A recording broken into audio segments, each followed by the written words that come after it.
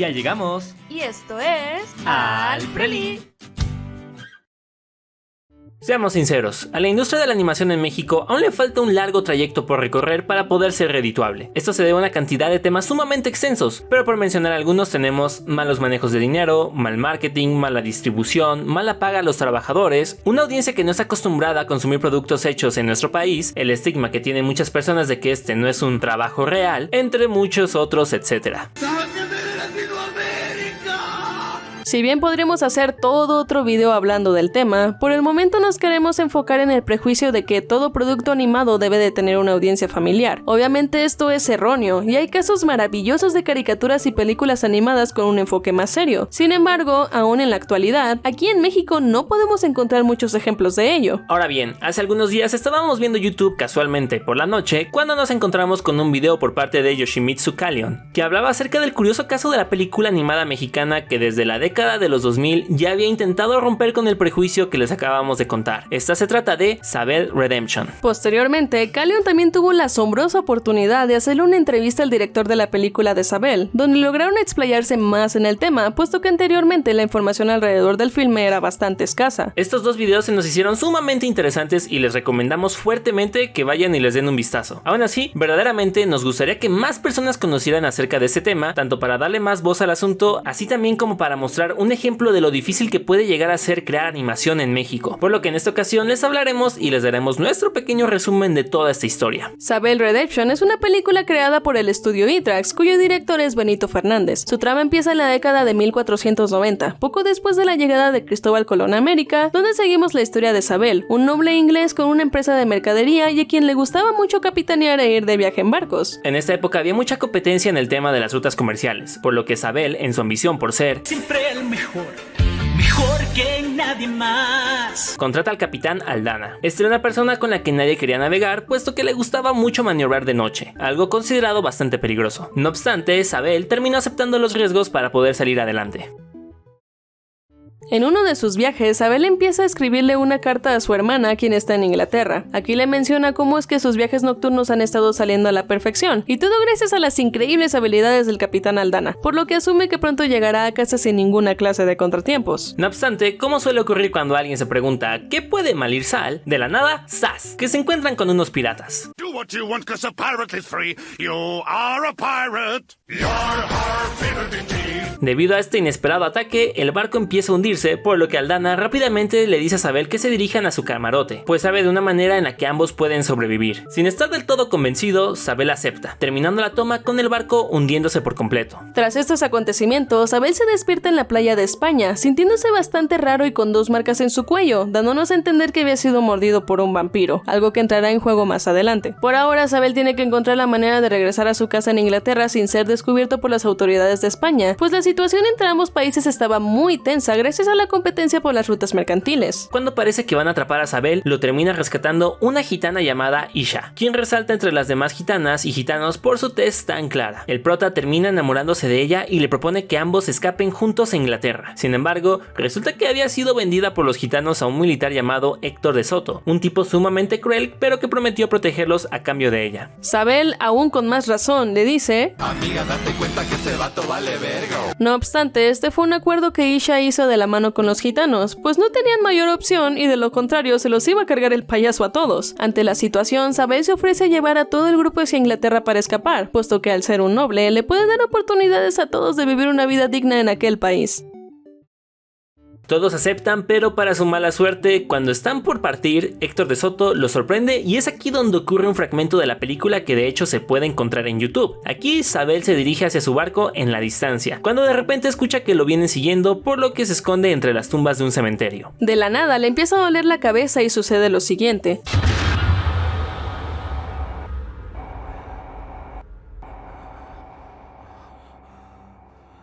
Si bien no estamos muy seguros de qué es lo que pasó ahí, nunca es mal momento para recordarles que si te ofrecen drogas te van a decir que se siente bien padre, que te vas a reír. No es cierto, no hagas caso, no es cierto.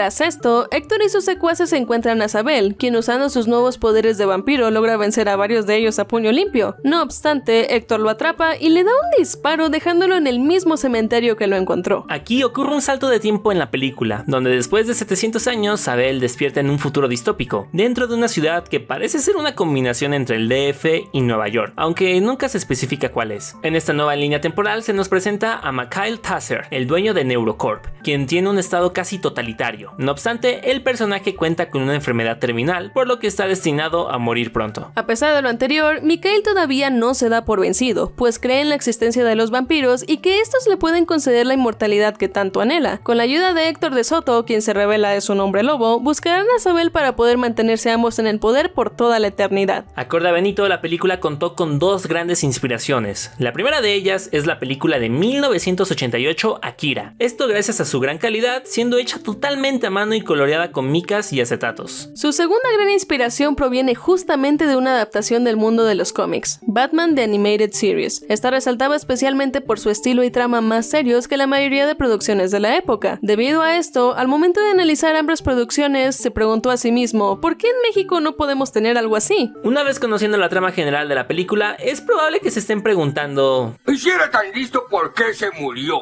Bueno, pues para ello hay que saber acerca de la historia de la producción de Sabel. La idea para esta película surgió por parte de Benito Fernández, quien acorde a lo que mencionó para la entrevista con Calion, empezó a escribir la historia cuando tenía 18 años en la década de los 90s. Acorde a Benito, en aquella época dentro de México hubo un gran intento por hacer estallar la cultura pop, siendo lo que más le llamaba la atención a su generación el hacer cómics. Chale, ahora nosotros andamos con puros otakus y furros. Si bien la idea de Sabel no empezó como un cómic, Benito tenía planeado que la misma fuese una novela gráfica. Lamentablemente, pronto se dio cuenta que a sus amigos y compañeros que intentaban adentrarse en la industria del cómic no les estaba yendo muy bien, que digamos. Esto se puede deber a varios factores, pero se acredita principalmente a que no hay muchas oportunidades o lugares en donde poder distribuir su trabajo, además de que su creación puede llegar a ser bastante costosa.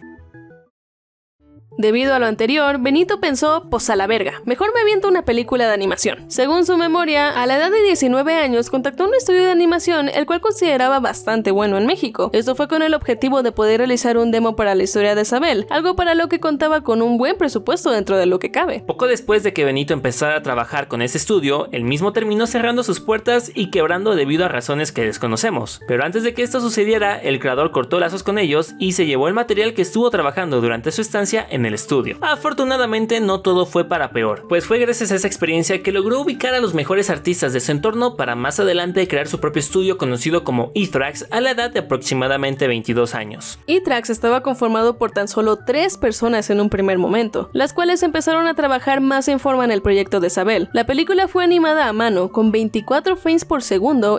Lo que ves en un segundo son 24 trozos juntos. Y posteriormente los dibujos eran escaneados y coloreados digitalmente, por lo que obviamente tenían que encontrar una manera de poder costear su producción. Para esto, Benito empezó a trabajar en el ámbito de la publicidad, creando uno de los comerciales más icónicos de la infancia de muchos, la pandilla Telmex. Vamos todos a dormir y mañana jugaremos, nos podremos divertir, pero ahora hay que dormir. Esto sí es nostalgia. Gracias a este tipo de trabajos en publicidad, Benito especula que más o menos logró costear el 60% de la producción de Sabel, puesto que anteriormente se pagaba mejor este tipo de proyectos comerciales. Con esto, E-Trax logró crear más muestras de animación, lo que a su vez lograron atraer a más inversionistas. No obstante, en este tipo de producciones, el dinero se suele acabar bastante rápido, por lo que pronto se empezó a quedar sin fondos. Hablando de fondos, no tenemos fondos. Esto llegó al grado en el que inclusive tuvieron que vender el departamento donde se encontraba el estudio, con el 60% de ese dinero siendo destinado para continuar con Sabel, mientras que el 40% fue para buscar un nuevo lugar en el cual poder residir. Para este punto aún faltaban 3 millones de pesos para poder terminar varios aspectos del filme, tales como las voces, el doblaje, el diseño de audio, la música, algunas partes de la animación, etc. Por lo que las personas detrás de Sabel tocaron todas las puertas que pudieron en busca de una distribuidora que los apoyara e invirtiera en el proyecto. Desde gigantes como Warner y Fox hasta estudios pequeños, E-Trax no podía encontrar con quién asociarse, con las razones rondando siempre alrededor de la misma serie de excusas. Es que la película es muy oscura, es que la animación es para niños, es que no hay público para esto, es que se van a espantar las mamás, etc. Cuando Itrax estaba por quebrar y como última esperanza en su momento, Benito fue en busca de apoyo a Santo Domingo Films. Esta era una productora relativamente grande con películas como Voces Inocentes o Kilómetro 31 bajo su repertorio, siendo quien estaba al mando de la compañía el señor Alfredo Harp Calderoni. En total, Sabel tiene una duración de 85 minutos, y para ese entonces a las personas en Itrax les hacían falta 20 minutos para contemplar la película. Aún estando tan cerca de su total realización, Sabel ya había sido rechazada varias veces y estaba situada en la cuerda floja. Afortunadamente, Alfredo le dio el sí a la película y apoyó a Itrax con el dinero que le hacía falta. Agradecido con el de arriba, pero el de más arriba. Es así que lograron terminar la película. En total, Benito calcula que Sabel costó aproximadamente entre 10 y 11 millones de pesos. Eso es relativamente poco, al menos en comparación con otras producciones internacionales, y este es uno de los principales motivos por los cuales la película tardó 10 años en terminar su producción. No obstante, incluso una vez que se finalizó la producción del filme y ya con el apoyo de una productora, todas las distribuidoras con las que llegaron a ponerse en contacto les volvieron a cerrar las puertas bajo la misma excusa de animación igual a niños. Ahora bien, en este lapso de tiempo en el que Sabel estaba intentando encontrar finalmente una distribuidora sin mucho éxito, dentro de Santo Domingo Films, un amigo de Alfredo tuvo la idea de otra película de animación, la cual actualmente es conocida como Briges. A raíz de esto, el estudio tuvo una junta en la que se les llegó al acuerdo de suspender por un tiempo el proyecto de Sabel para enfocarse en esta nueva propuesta, con Benito Fernández como su director y Luis Antonio Ábalos como su escritor. El plan que se tenía originalmente consistía en realizar la película de Briges, la cual sería apta para todo público, y con el impulso que la misma generaría, ser capaces de buscar por más opciones de distribuidoras que apoyaran a Sabel. Sin embargo, en plena producción de Briges ocurrió algo que nadie se esperaba, puesto que el 5 de julio del 2009, Alfredo Harp Calderoni tristemente falleció con 39 años de edad a causa de un infarto, dejando a la compañía productora sin su cabeza al mando y tanto a Briges como Sabel en un estado de incertidumbre. Debido a esta lamentable situación, casi se termina parando todo, pero afortunadamente el hermano de Alfredo, Charbel Harp Calderoni, llegó al rescate para asumir el proyecto bajo su cargo. De cualquier manera, la película se terminó viendo afectada por estos problemas de producción, resultando en un cambio bastante grande del personal y de los ritmos de trabajo. Para el final de su desarrollo, Briges había acabado con todo su presupuesto, logrando concluir el filme casi de milagro. Briges terminó estrenándose en el 2010, recibiendo varias críticas por parte del público en general, específicamente por algunas fallas argumentales en su guión, así como también por las constantes comparaciones que le llegaron a hacer con Digimon. De igual manera, su remuneración en taquilla no fue lo que se esperaba, resultando en el cierre definitivo de Santo Domingo Films.